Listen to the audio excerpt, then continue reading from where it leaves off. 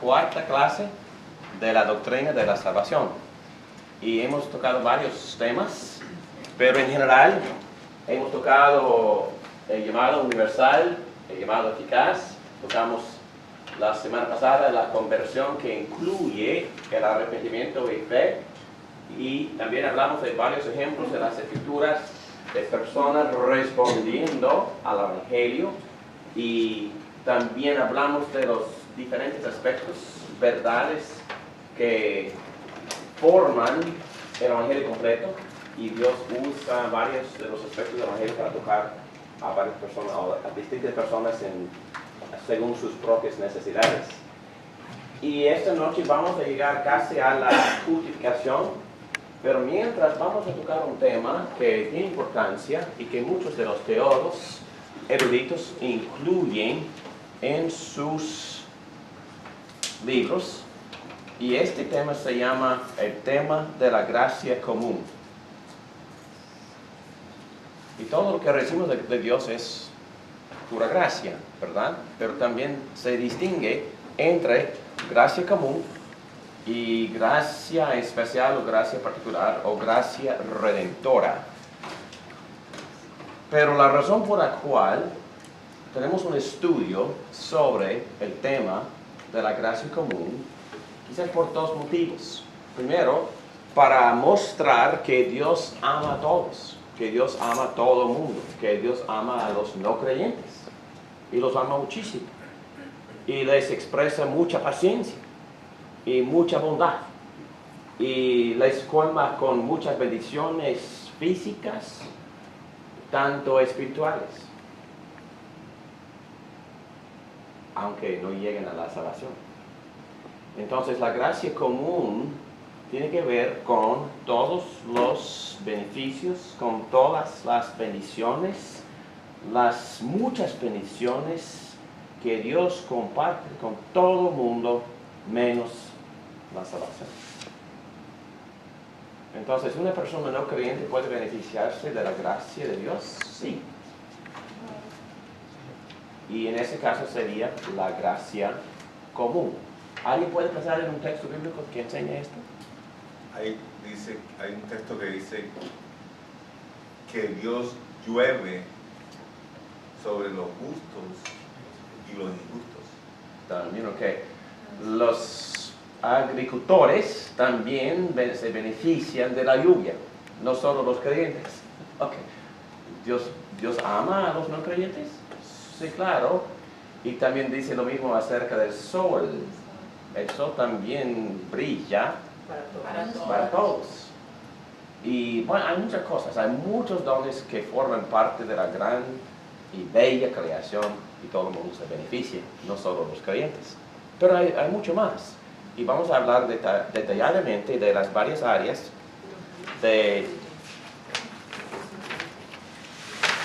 Vamos a empezar con página 23. Bueno, ustedes tienen estas notas que encima dice la gracia común, ¿verdad? Claro. Sí, ahí está. Pero la primera pregunta aquí arriba dice, ¿por qué exhiben aquellos que no están en Cristo las cualidades y características de aquellos que están en Cristo? Entonces, que reciben bondad, belleza, retienen también los conocimientos de Dios, tienen varios dones y talentos, y a veces los no creyentes utilizan sus dones más eficazmente de lo que hacen los creyentes. Y tienen también se ven aspiraciones religiosas, no solo de los cristianos, y se encuentran las verdades correctas de Dios en todas las religiones. No estoy diciendo que todas son iguales, estoy diciendo que de alguna forma u otra todas expresan algunas verdades correctas acerca de Dios y acerca de la realidad, acerca del cosmos, del mundo, y hasta que tienen ciertas aptitudes morales. ¿Los no creyentes pueden hacer el bien? Sí. Dice que sí, Jesús dice que sí.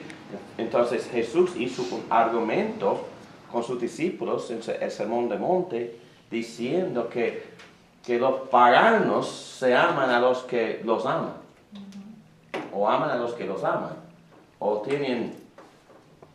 o hacen favores a los que les hacen favores. Entonces saben hacer cosas buenas y hacen cosas buenas. Y él usa ese argumento para decirles a los discípulos que para ellos, para los discípulos, Dios exige algo más. Porque todo el mundo hace lo bueno, hace lo bien. Y el otro motivo por el cual discutimos o hablamos de este tema es por nuestra misma o la doctrina bíblica del hombre. Y una frase muy fea que siempre usamos es que la depravación del hombre. El hombre sí está depravado. Y ese término también se usa por los apóstoles, se usa por todos los teólogos. Y entendemos que el hombre tiene un gran problema. Pero, ¿qué significa esa frase, la depravacidad o la depravación del hombre?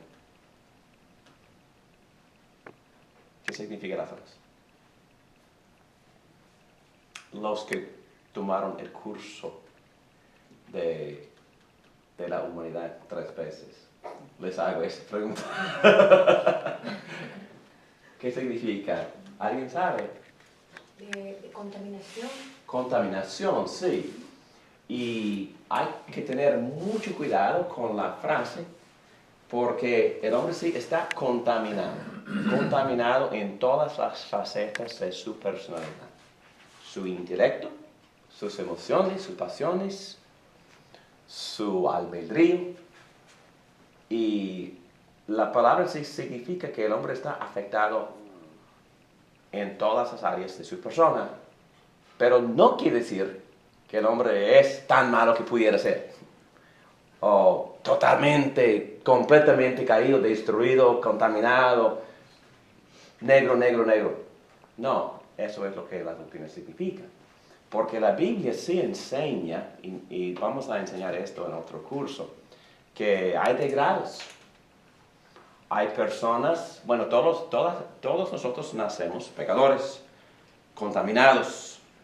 No pensamos bien, tenemos deseos inordenados y también el albedrío tiene la tendencia de buscar libertad en hacer lo que desee el mal. Pero no busca el mal por completo. Lo que no puede hacer una persona no regenerada, o es decir, lo que no puedes hacer una persona no convertida a Cristo, una persona en Cristo, que no está en Cristo, esa persona no puede hacer buenas obras. Buenas obras con la definición estricta de lo que es una buena obra. Porque bíblicamente hablando, una buena obra, una obra que Dios acepta, tiene ciertas características, tales como Que venga del corazón sin esperar ninguna retribución. bueno, ok. Entonces, una obra que Dios acepta incluye la disposición del corazón, exactamente. Entonces, ¿cuál es la disposición correcta o aceptable que Dios acepta del corazón? La voluntad de Dios. Corazón El deseo de hacer la voluntad de Dios. Ok, el deseo de cumplir con la voluntad de Dios, el deseo de agradecerle a Dios, el deseo de glorificarle a Dios. Pero usamos muy ligeramente esa palabra también. ¿Qué significa esa palabra? Glorificar. Darle gloria. Darle gloria, pero ¿qué significa la palabra gloria? Honra. Honra. Alabar. Darle honra. ¿Recuerdan cuando hablamos de esta palabra? Significa en hebreo peso. Peso. En inglés, weight. Y aún hay un refrán en inglés. Bueno, es un tema sumamente... Ese tema tiene peso. Entonces tiene contenido significativo. Merece honor. Entonces, si estamos glorificando a Dios, estamos reconociendo que no hay nada ni nadie más valioso. Dios es sumamente, de manera infinita, valioso. Tiene peso, merece honor, merece honra, merece alabanza. Y una buena obra reconoce que Dios merece honor, y una buena obra tiene el motivo del corazón honrarle, glorificarle. Una buena obra se hace para agradecerle. Una buena obra se hace según o conforme a su voluntad. ¿Y cómo sabemos que esta obra cumple con ese requisito? Su voluntad. Está en la línea con la palabra. Por estar alineada con la palabra, exactamente, porque hay que obedecer las instrucciones de la palabra de Dios y hacer las obras que la palabra enseña que hagamos. Entonces, una buena obra tiene que conformarse a la palabra, tiene que venir de un corazón que desee glorificarle y agradecerle a Dios. ¿Ok? Y una persona no creyente no califica para cumplir con este requisito. Pero no es decir que sus obras no sean buenas de alguna forma. Sí son buenas porque sirven para beneficiar a mucha gente. Les pueden dar de comer a los pobres, pueden darle ropa a los que necesitan ropa, etcétera, etcétera. Pueden construir casas para los que no tienen. Y son buenas obras en sí. Pero no son obras que Dios acepta porque no le glorifican y no expresan amor para Él. Y no, bueno, pueden conformarse a su palabra, pero no vienen de un corazón que desea glorificarle. Muy bien. Pastor, ¿y de entonces de dónde viene? ¿Cuáles son los motivos? Sí, ego. Ok, we can be nice. Tenemos, ¿cuáles son los motivos de una persona no Para creyente? sentirse bien ellos mismos consigo mismos. Ok, para sentirse bien. ¿Qué más? Que no hay Para nada hacerse malo. ver que hacen bueno. Sí, exactamente. Y estos motivos no son necesariamente malos, pero tampoco son los motivos que Dios acepta. Son egocéntricos. Sí, un motivo, por ejemplo, yo puse aquí varias motivaciones internas que obran en las expresiones de bondad a causa de la gracia común. A veces las personas hacen las obras por miedo, por temor, o Por lástima, puede ser. por lástima, o por buscar algo recíproco, ¿ok? El sentido de dignidad, el sentido de la nobleza de la raza humana. Es el gran motivo de selecciones, la revista, ¿verdad? El espíritu indominable del ser humano, ¿ok? Y por eso el ser humano puede ser mucho, puede ser héroe, puede ser muchas cosas, pero la motivación no se eleva más allá de frente. Es para glorificarle Sí, así mismo. al hombre, sí, al hombre.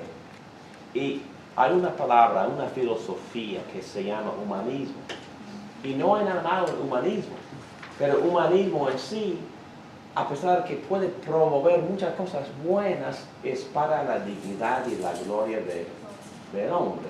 Vamos a ver lo que puede hacer el hombre.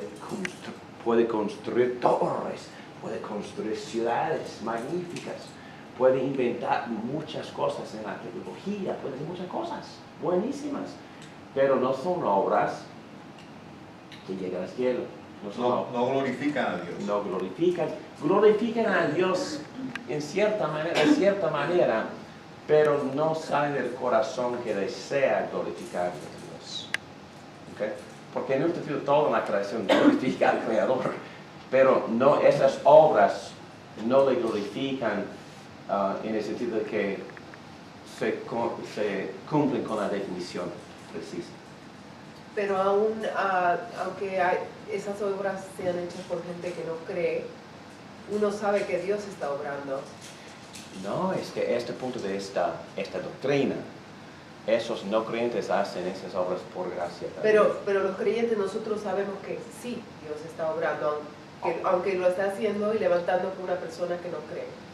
No, Dios crea o permite que el hombre cultive civilizaciones buenísimas y esas civilizaciones también son producto de la gracia de Dios, la gracia común. Porque de dónde vienen sus talentos, esa creatividad, esa energía, esa motivación, también viene de Dios.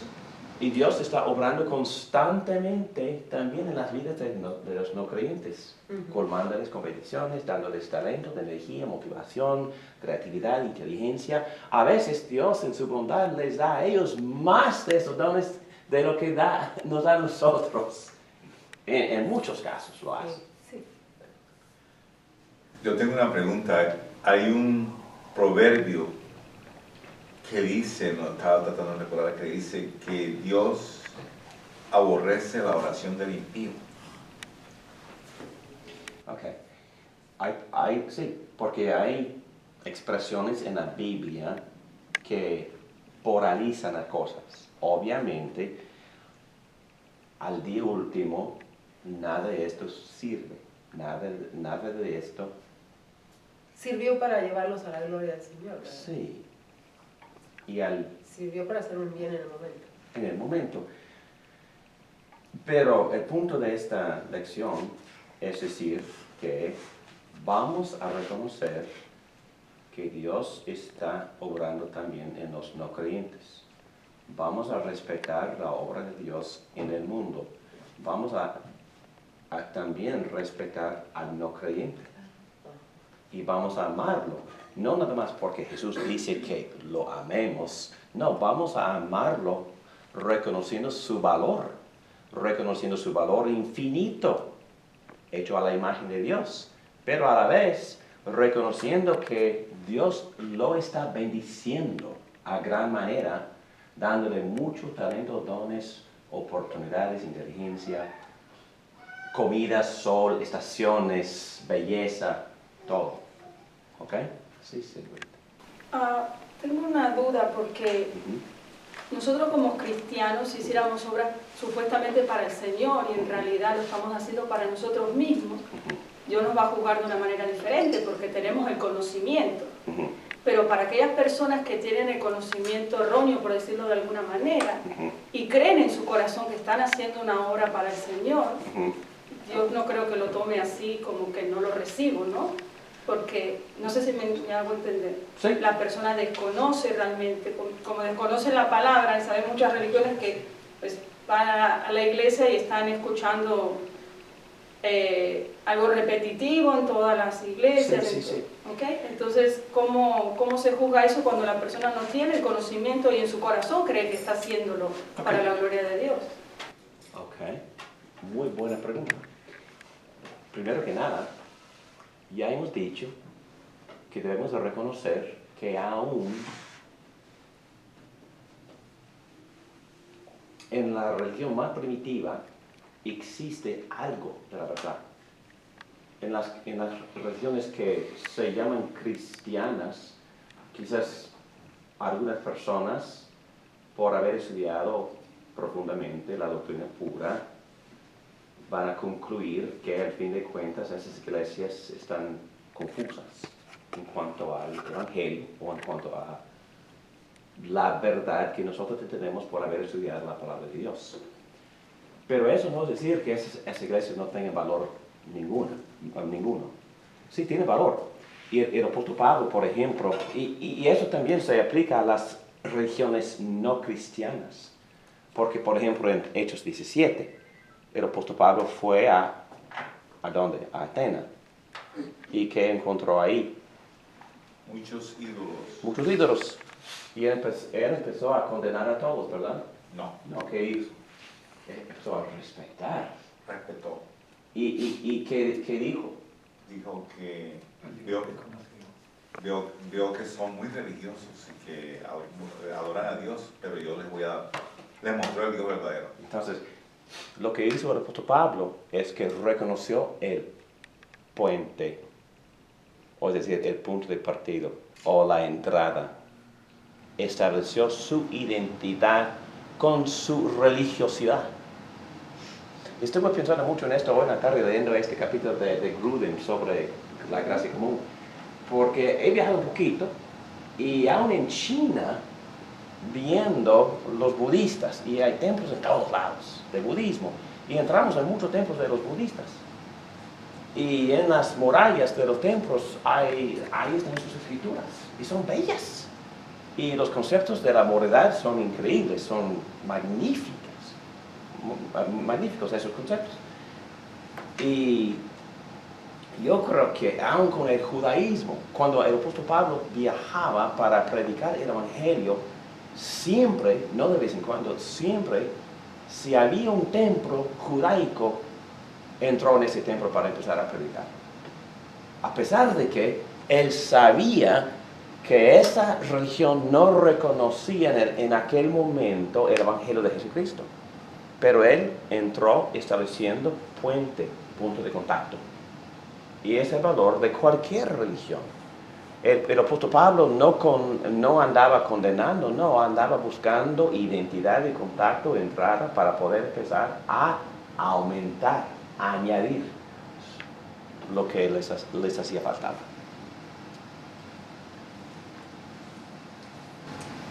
Y para responder la pregunta de Verónica, creo que entendí la respuesta, que sea las obras que hace esa persona son un puente. Sí, claro que sí. Y también son admirables. Y a veces mejores. No mejores en el sentido de que Dios las acepte, pero mejores en el sentido de que con mucha sinceridad están tratando de vivir vidas valiosas, morales, serviciales. Un ejemplo, no menciono nombres, pero algunos de ustedes conocen a este líder de esta comunidad, muy amigo mío, es judío, y judío no creyente, dice, judío de cultura, no practica casi nada de su religión, pero él, el viernes pasado me vio y me dijo, y no entendí lo que dijo al principio, pero me dijo, yo tengo una historia para un reverendo. Lo que me quiere decir es que yo quisiera compartir algo contigo, David, que tú vas a apreciar muchísimo, algo que pasó en mi familia. Y empezó a contarme una larga historia de su hijo que había insultado a su mamá, que había insultado a su novia, que se puso borracho, etcétera, etcétera. Y él le explicó a su hijo los valores familiares y animó a su hijo a cambiar su vida para la meta suya, para poder morir feliz, arrodeado con los que le amaban. Entonces, porque no cree en otra cosa, no cree en otra vida después de la muerte. Y me contaba esta historia de cómo él había animado a su hijo de cambiar, de dejar la cerveza, de empezar a respetar, de empezar a amar. Y me dijo en esas palabras, porque cuando uno ama, la otra persona va a reciprocar ese amor. Entonces, honestamente hablando, me estaba diciendo, yo amo para que otras personas me amen. ¿Ok? ¿Está bien? Es mejor que no amar. Y también es punto de contacto. Y he inyectado de vez en cuando, yo trato de meter algo del evangelio en las conversaciones con este hombre. Pero quizá en esa área, y yo tengo otro amigo abogado judío, que tiene una familia fantástica, que mantiene contacto, se involucra totalmente en sus hijos, respeta y ama a su esposa, llama por teléfono a sus hermanos que viven en otras ciudades cada día. Entonces es hombre respetuoso, es hombre digno de respeto, y lo admiro porque sus valores familiares son sumamente altos, quizás más altos que los míos. Entonces es un Cornelio, en otras palabras. Y lo que estoy diciendo es que podemos llegar a esa gente con el evangelio, pero con mucha humildad de nuestra parte y con mucho respeto para ellos, y compartirles algo que no implica que somos nosotros superiores a ellos, porque eso no es el evangelio, ¿verdad? el Evangelio no nos hace superiores. ¿Qué es lo que nos hace? Más humildes. Nos hace reconocer los errores, sí. Y podemos llegar hasta admitiendo, confesando nuestras condiciones. No, Jesús nos puso un ejemplo que debemos mirar a otras personas como superiores. Que Él siendo Dios se humilló.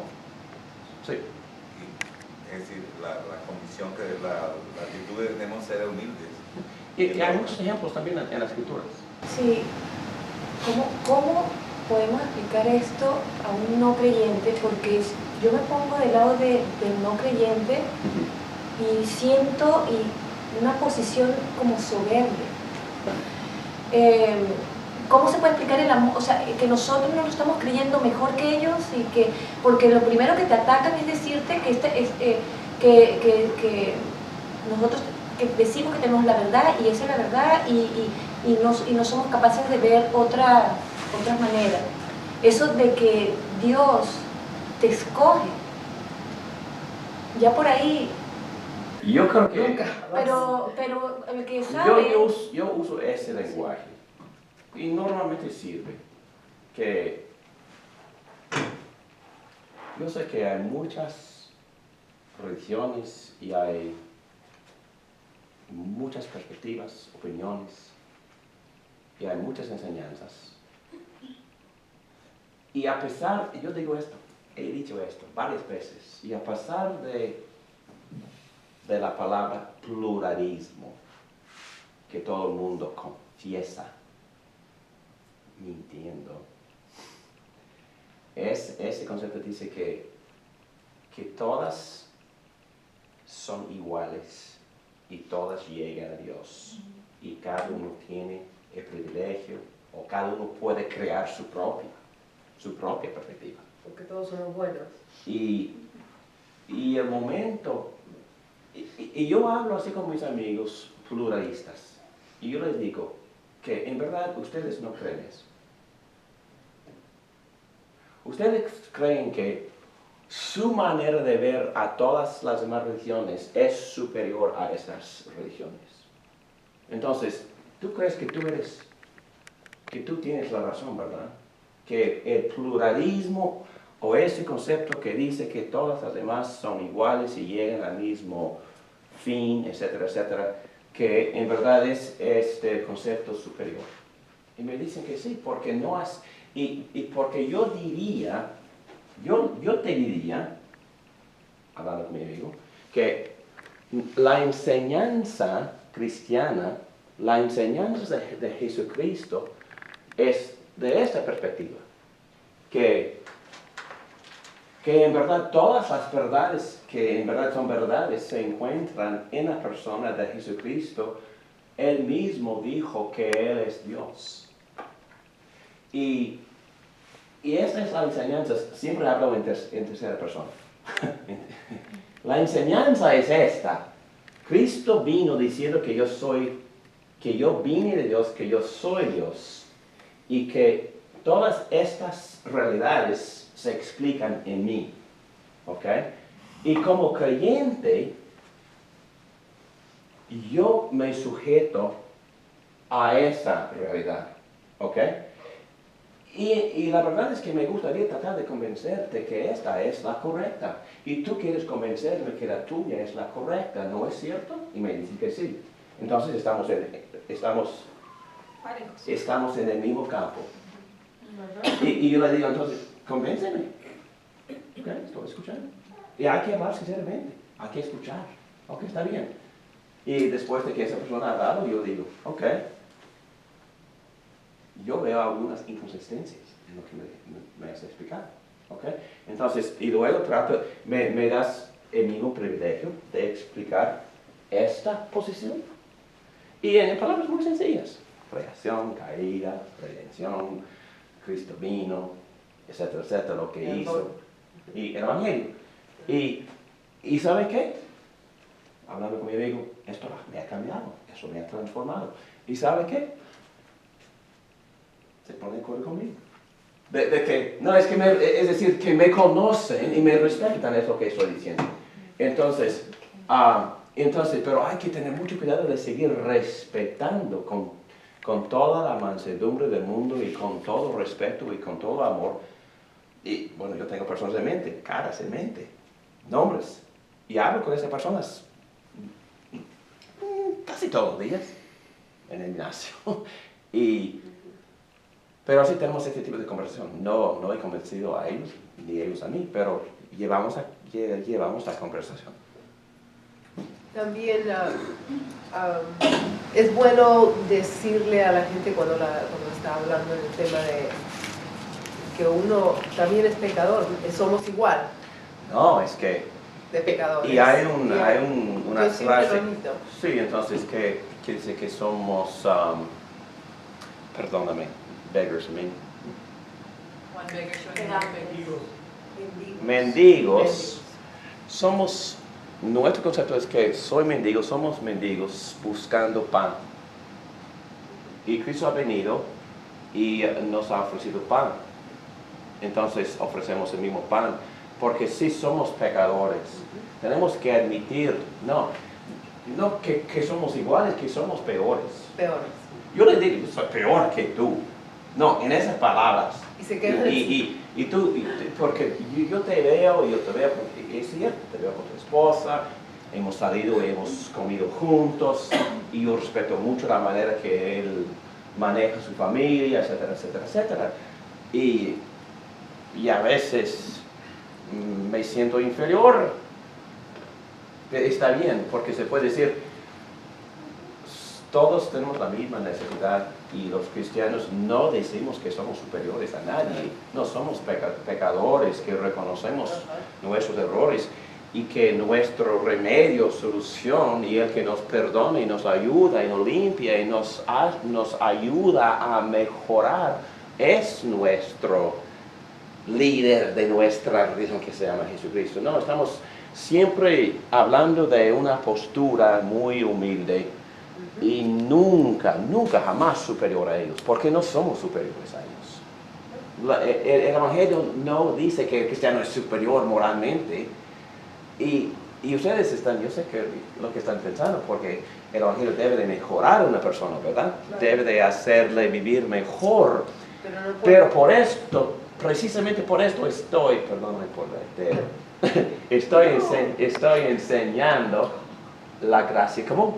La gracia común, porque la gracia común dice que Verónica, después de aceptar a Cristo, puede vivir una vida más moral que David Morán, que ha sido cristiano por 50 años. Pero, ok, hablando de las obras y hablando de estas discusiones que podemos tener teológicas, de que si yo tengo la razón por este punto o el otro, todo se resume en amor. Y ahí afuera, o aquí adentro entre nosotros, si no nos amamos, ¿qué obra estamos haciendo? Si estamos llamados a amarnos, a amar a los demás como a nosotros mismos. Y allá afuera hay mucha gente que cumple ese mandamiento, quizás sin conocer al Señor. Entonces mi pregunta es, ¿Dios no recibe esa obra de amor? Porque usted dijo, Dios lo no la acepta. Lo bendice y Entonces, es mejor que vivan ese tipo de vida, mucho mejor, porque van a experimentar muchas bendiciones temporales, porque Dios es bondadoso. Pero en el día del juicio... Pero vamos, ok, en el día del juicio no va a contar para aquellos que no creen en el Señor. Ese es el punto. Solo Dios acepta las obras que son hechas por fe. La Biblia enseña eso. Sin fe es imposible agradar a Dios.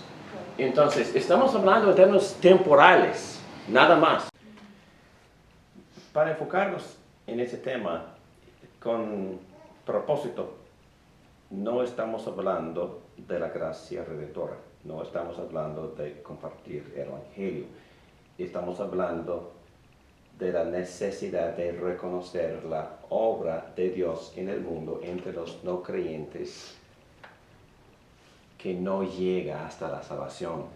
Y voy a ir rápidamente por estos puntos. Los del mundo también, a pesar de que tienen cierta luz, estamos en página 23, porque por la creación se ven las cualidades invisibles de Dios, su eterno poder y naturaleza divina. También en página 24, por el hecho de que somos todos hechos a la imagen de Dios, la persona no creyente tiene también una conciencia, tiene las leyes de Dios escritas en su corazón, dice Pablo en capítulo 2, versículo 15 de los Romanos. También existen gobiernos, y por el gobierno mismo la persona sin Cristo, por la gracia común y por respetar las autoridades y por no desear ser castigado, hace bien y obedece las leyes de su sociedad por la gracia común. También la opinión pública, número 4, motiva a los no creyentes a vivir vidas morales. Durante los 50, y yo tengo mis 60 años y nací en 51, y puedo decir durante los 50 y durante los 60, en los pueblos chiquitos, en la parte sureña de los Estados Unidos, a pesar de que muchas de las comunidades tenían una doctrina, una teología muy liberal, porque las iglesias ya se habían cambiado y casi nadie estaba predicando el evangelio en aquel entonces, pero esos pueblos todavía tenían un concepto de la moralidad sumamente alto, hasta que cuando la música de rock salió por primera vez, yo tengo eso salió en mi vida, ¿verdad? Elvis Presley ya había influido mucho, ¿verdad?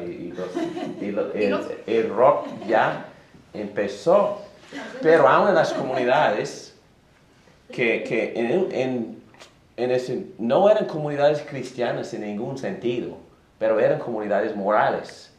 En las estaciones de las radios se prohibía tocar ese tipo de música por lo menos 5 o 10 años, por sus conceptos muy conservadores, y por el temor de que esa música tuviera mala influencia entre sus jóvenes. Y bueno, el resto es historia. Todos sabemos que esa música ya ha llegado a ser mucho más fea que nunca, con conceptos violentos, conceptos sucios, abusadores, hasta las mujeres, etcétera, etcétera. Pero aún la gente no creyente, con una doctrina muy liberal, pero con un concepto alto en cuanto a la moralidad, ellos rechazaron por completo ese tipo de música y no permitió que entrara en sus comunidades. También por consecuencias, causa y efecto, los del mundo aprenden a vivir sabios porque no quieren sufrir las consecuencias de vivir tontos. Y esto también es parte de la gracia común. ¿Y cuáles son los resultados? Bueno, hablando de la acción de Dios por la gracia común. Bueno, la paciencia de Dios, juicio postergado, paciencia, bondad, tolerancia. Y Romanos 3:25 dice que anteriormente en su paciencia Dios había pasado por alto los pecados. Entonces, ¿qué había dicho Dios a Adán? Si pecan, morirán. Pero murieron. En ese caso individual, Adán vivió 930 años y tuvo hijos y la raza humana sigue viviendo. Entonces, lo que Pablo entiende es que por la gracia común Dios extiende su paciencia. Entonces extiende la sentencia de muerte que todos merecemos, que todos en este cuarto merecemos por el pecado. Dios, por la paciencia, expresión de gracia común, está dándoles más oportunidades a todos. El apóstol Pedro también enseña esto. Es por su paciencia que Dios no ejecuta la sentencia todavía, porque quiere darle oportunidad a arrepentirse. Y entonces ahí entra la parte que nos pide a nosotros que vayamos por el mundo Sí. a hablar del Evangelio, de las buenas nuevas, Claro para que que sí. todo, porque Dios quiere que se No, salve. este es el plan. Por su gracia común. Entonces, la gracia común prepara el camino para la gracia redentora. En otras palabras, la gracia común, punto de contacto, familia, moral, paciencia de Dios. Entonces, las dos cosas intercambian la gracia común con la gracia redentora. Y la gracia redentora también tiene mucha influencia en la iglesia. ¿no? Bueno, algunas personas que trabajan en la industria de cortar árboles y en la fábrica de hacer papel, nos está sirviendo mucho, ¿no? Entonces aquí estamos beneficiándonos de esos talentos de la gracia común y tenemos toda esta tecnología, luces, etcétera, que por personas con su creatividad siguen inventando cosas maravillosas. Gracia común. Y la gracia común entra a la iglesia. La gracia común hace que la gracia redentora sea más efectiva. Y al revés, ¿no? La gracia común nos ayuda, pero también cuando una persona acepta a Cristo con la gracia redentora, su efectividad sube, o se eleva. Entonces las dos cosas intercambian. Y estoy casi para terminar. Pecado restringido. Romanos 1, 24 y 26, 28. Este lenguaje un poco feo dice que por eso Dios los entregó a los malos deseos. Y en versículo 26 Dios los entregó a pasiones vergonzosas. Versículo 28 Él a su vez los entregó a la depravación mental. Entonces, si Dios en un momento los entregó, eso implica que antes de entregarlos, ¿qué estaba haciendo? Los había iluminado, los había Restringiendo, exactamente. Pero eso es que quitó su gracia de ellos, eso es entregar, Quitó su gracia común. Entonces dejó de restringirlos. En su gracia común Dios restringe mucha maldad. Porque Dios es bondadoso. Dios no permite que el pecador peque tan severamente que como pudiera ser o como como quisiera ser. Él nos restringe como cristianos también. Yo no hago todo el mal que planeo hacer. Que yo planeo hacer. No, estoy confesando. Ustedes tampoco. Ustedes no hacen todo el mal que ustedes planean hacer. y porque Dios gracias a Dios, que los restringe, ¿verdad? Entonces, hace lo mismo con los no creyentes. No permite que hagan toda la maldad que quisieran hacer. Se llama gracia común. Pero en ese caso, a veces, se acaba la paciencia y los entrega. Entonces, los deja. Lo que hizo Abimelech con Abraham, Dios no permitió, restringió la maldad de Abimelech para que no tocara a Sara. Exactamente. Sí. Bueno, hay muchos textos en el Antiguo Testamento que enseñan esto usando, ejemplos de figuras que Dios estaba controlando y protegiendo, pero por algún motivo muy santo de parte de Él, los deja por un momento para enseñarle muchas cosas, para que vea lo que hay en su corazón. Y eso me ha pasado a mí. Yo estoy seguro que en algún momento Dios me ha dejado y pequé en una área en la cual nunca había pecado. Y casi me mató, en serio, casi me mató. Porque el dolor fue increíble. Las consecuencias fueron terribles. ¿Y por qué? Yo quiero enseñarte algo también. Y la Biblia enseña esto. ¿Qué enseña Dios al creyente y la Biblia enseña esto, por permitirle pecar? Se lo podemos preguntar al rey David. ¿Qué aprendió David? Él aprendió por el pecado. Aprendió cómo era como era. Sí. Y tenemos que entender cómo somos. Tenemos que comprender la fuerza del pecado que vive en nosotros. Y eso nos conduce a, ¿qué? A Dios. A Dios. A aprender ¿qué? A depender de la gracia redentora de Dios, a depender de Dios, a buscar más intimidad de Dios, a crear, desarrollar una vida de oración que es sumamente esencial si vamos a vivir protegidos de nosotros mismos. Yo oro así. Dios, por favor, protege a tal persona de mí. No, en serio. No, en serio. Porque nosotros podemos abusar. Definitivamente podemos hacerle daño a veces sin querer. Todo el mundo lo sabe. Casi querido. Y hay que reconocer, cada persona tiene que reconocer la fuerza, tiene que reconocer las oportunidades y tiene que entender la necesidad de humillarse y de depender.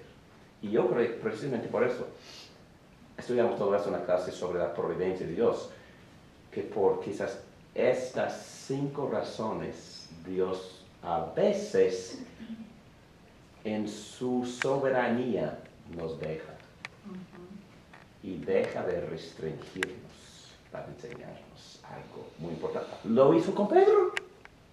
Cristo le dijo, en esta misma noche me vas a negar 3 veces. Yo, no, jamás. Yo, bueno, estoy dispuesto a morir por ti, Cristo. y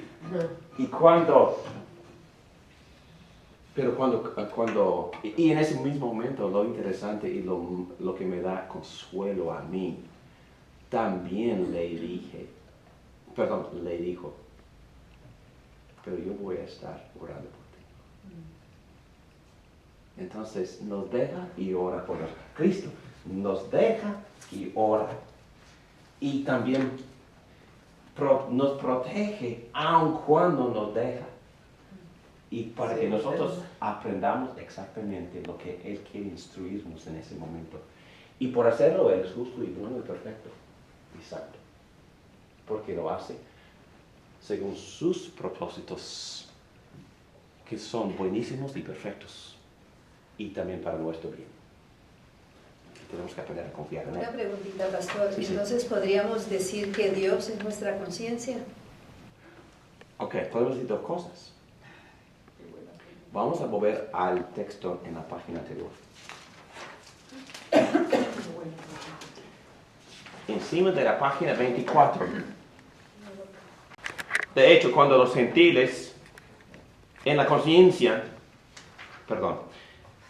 cuando los gentiles que no tienen la ley, porque no se crearon en templos judaicos, no tienen la ley de Moisés, no tienen los 10 mandamientos, pero cumplen por naturaleza lo que la ley exige. ¿Cómo se explica?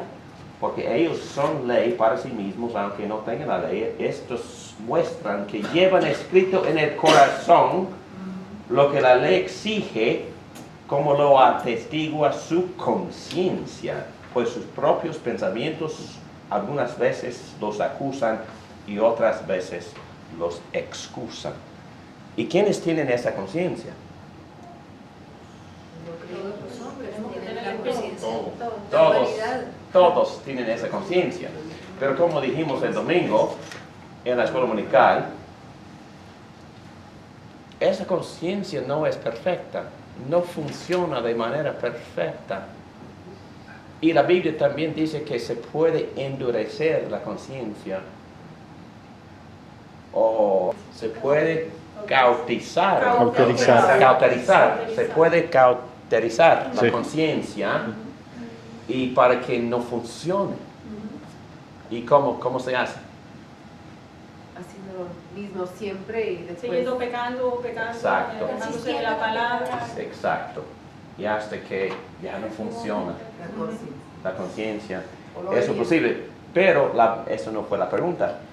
Ahora los cristianos, ¿qué más tenemos más allá de la El Espíritu conciencia? Santo. tenemos al Espíritu Santo. El Espíritu Santo. ¿Y qué hace el Espíritu Santo? Regaña. Según la ley. Dice que Te nos corrige, habla, que nos corrige. te regaña. Sí, pero ¿qué hace el Espíritu con la ley?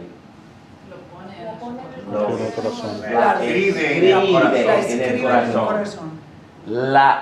Entonces ya tenemos conciencia, pero mucho mejor educada. Así es. Y funciona mucho mejor. Funciona mejor, porque ya tiene la ley escrita. Y es más que ley escrita, ya tiene dos cosas. La ley escrita, pero el Espíritu es una persona que está guiándonos a la vez con esa ley, enseñándonos, guiándonos a amar. Y entonces por eso no somos legalistas, porque tenemos la ley de amor escrita, y el Espíritu Santo vive, mora, y Cristo mismo vive, y su ley está escrita, y por eso la conciencia funciona mejor, y nosotros amamos mucho mejor. Entonces tenemos varias ventajas. Ok. Casi para terminar este punto. Número 3, preservación de la moralidad. Y ya hemos visto que aún las personas religiosas que tienen una conciencia, que tienen un concepto de la moralidad, que tienen un concepto de comunidad, que quieren mantener, cultivar, como el alcalde de esa ciudad, hace una semana, cuando fui a orar allá, ante el concilio, y cuando entré empezamos a conversar inmediatamente, el alcalde y yo, y le pregunté, entonces aquí estoy para orar por ustedes, entonces cuáles son las necesidades de ustedes como consejo y de esta comunidad. Y él se puso muy serio, muy serio, tomó en serio la pregunta, porque como un judío practicante, lo que él entendió es que en ese momento él iba a participar en crear una petición a su Señor. Y se puso muy serio. Bueno, es algo de seriedad. Y me respondió, Dio la Por- silla. por favor, pastor, ora por la calidad de vida de esta comunidad. Ok, le pregunté, ¿cómo defines tú calidad? Y me respondió, que no se pierda el medio ambiente o el sentir de que somos vecinos, porque la ciudad está creciendo y yo tengo el temor de que vamos a perder nuestra friendliness, dijo. ¿Qué? Nuestra amistad. El concepto de amistad como comunidad pequeña. Y le dije, está bien, buena petición, seguramente voy a ir a mi Dios y voy a pedirle eso. ¿Y puedo mencionar tu nombre cuando estoy hablando con él? Y me dijo que sí. Y durante mi oración le dije a mi Señor, como el alcalde que tú has establecido, Romanos 13, en esta comunidad como líder, Él quiere que yo te pida, y seguí con la oración. Esa autoridad. Y estaba sumamente feliz después, porque yo vine corriendo aquí, con mi corbata y todo, al grupo de martes, porque la oración empieza a las 7, la clase también a las 7, vine corriendo, y por eso después de respetar la bandera, tenemos que hacer eso también, literalmente me fui corriendo, y él en su asiento enfrente de autoridad me gritó, Pastor David, gracias por las oraciones. Entonces quedó encantado. Y el punto es este, ¿no es creyente? ¿No es qué? ¿No es creyente de Jesucristo? Pero ¿qué aprendemos de la gracia común? En cuanto a nuestro alcalde, que es tremendo, Bueno, él sabe que es una oración. Él sabe que es una oración. ¿Y qué más? Y abrir las puertas para... Favorecido sea Y a las la puertas oración. a un cristiano. Claro. ¿Qué más? Hay mucho que el valor. favor es hacia él, para que le dé el poder de sabiduría para hacer algo por la El hombre tiene comunidad. mucha sabiduría. ¿De dónde vino esa sabiduría? La gracia con La gracia. De la gracia común de Dios. Claro. Dios lo está bendiciendo. En verdad yo tengo todo el respeto del mundo para este hombre. Es fantástico. Y es buen líder. Es buen líder también. Y yo creo que, no sé si Dios me daría, yo creo que sí, me daría, bueno, me daría algunas oportunidades de compartir con él.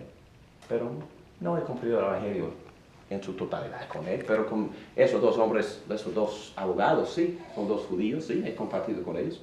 Hemos ido a comer juntos y hemos hablado al fondo de la cosa.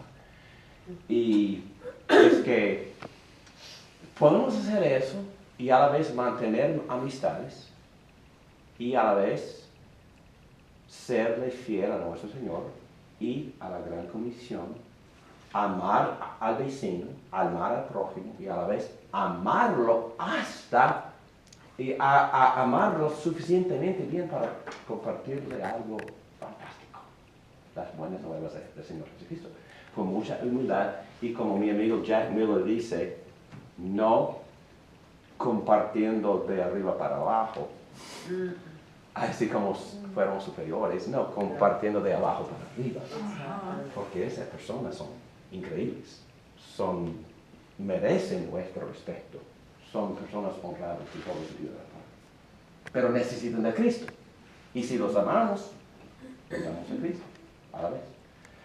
Ok, hay mucho más que se puede decir. La Biblia también dice que los no creyentes, por ejemplo, casados con los creyentes, se benefician muchísimo. Dicen que son santificados. Y yo he visto esto. Personas no creyentes viviendo con los creyentes y no saben la medida de bendiciones que están recibiendo por el hecho de que están casados con creyentes. Pero están beneficiándose muchísimo. De tener un empleado creyente como José cuando llegó a la casa de Potifar. Fantástico. Buen ejemplo. Están mis notas acá. Sí, pero buen ejemplo. ¿Qué pasó? ¿Qué pasó? Sigue. José llegó allá como esclavo y Dios bendijo mucho a Potifar. Lo bendijo mucho. Y el pobre José no le fue tan bien porque lo mandaron para la cárcel por ser bueno, pero Dios tenía un plan con él. Y sabiendo que era bueno. Y llegó a la cárcel y, El hombre sabía que lo que era su esposa. y después llegó a la cárcel y también se benefician los carceleros y los presos de la gracia de tener un creyente en Toda la prisión fue bendecida por la presencia de un hombre de Dios. después va a Egipto Y todo el mundo. y bendijo a toda la nación. Toda la nación, exactamente. Qué bueno, qué bueno. Y algunos se beneficiaron de manera redentora, pero todos se beneficiaron de manera de gracia común. Un puntito más y cierro esta parte. En el libro de Hebreos dice en esos textos muy difíciles que hay personas en la iglesia no creyentes que llegan hasta saborear, disfrutan las cosas de Jesucristo, pero no son creyentes. No son. No, entonces, todo esto nos muestra que tan bondadoso es nuestro Dios. Ama a todos, extiende su gracia a todos y aun a los que nunca aceptan a Cristo. Quería decir otro caso de Nehemías, como el rey, por la gracia común, deja ir a Nehemías construir el templo, le da todos los bosques y todas las cosas de un rey impío. Sí, sí, sí. Y por eso no tengo a pedirle dinero a los paganos. No, porque Dios ha preparado a algunos paganos para favorecer a su pueblo. ¿Verdad, Susana? Y vamos a empezar a pedir La gracia común. más fervientemente a ciertos paganos. Qué página. Una cosita más y cierro. Una de las razones por las cuales quería enfatizar esta doctrina en esta noche es por una razón personal. Y, bueno, profesional, es que voy a empezar a predicar sobre temas muy delicados en la iglesia. Voy a predicar por lo menos 2 sermones sobre el concepto bíblico acerca del sexo. Y yo sé que muchos están muy confusos acerca de este tema y cómo se debe practicar el sexo en sus vidas. Y también ya hemos empezado a hablar con ciertas personas que han hecho muchas preguntas acerca de la homosexualidad, un tema sumamente delicado y es un tema que se encuentra en la Biblia y con varios motivos y razones. Y la Biblia dice mucho, aún este texto de Romanos 1, 22 al 26 habla del tema. Y el gran temor, y es un temor verídico, es que cuando empezamos a hablar del tema, vamos a ofender tanto a las personas sin educación y a las personas que quizás están practicando erróneamente el uso del sexo en su vida, así como homosexuales o como personas heterosexuales, no importa. Y les pido sus oraciones y también, sobre todo, les pido que Dios nos ayude a poner en práctica el concepto de la gracia común mientras llevamos a cabo estas conversaciones por el mes de noviembre. ¿Ok? Oremos. Padre nuestro, damos gracias por darnos la oportunidad de enseñar esas cosas. Gracias por el concepto de la gracia común. Gracias que tú amas a todos, que tú amas a los que no te conozcan, los que no te obedezcan, los que no creen en Cristo. Gracias, Padre, que tú has iluminado nuestras mentes y nos has dado un amor de Cristo. Te pido que tú nos ayudes a poner en práctica este amor mientras hablamos de estos temas y mientras hablamos con las personas que tengan dudas o confusiones o hablando con las mismas personas que están practicando pecados necesarios. Empezando con nosotros mismos, que también no somos puros en ningún sentido de la palabra. Ayúdanos, por favor, a vivir humildes por la gracia redentora de Jesucristo, de lo que nos todo.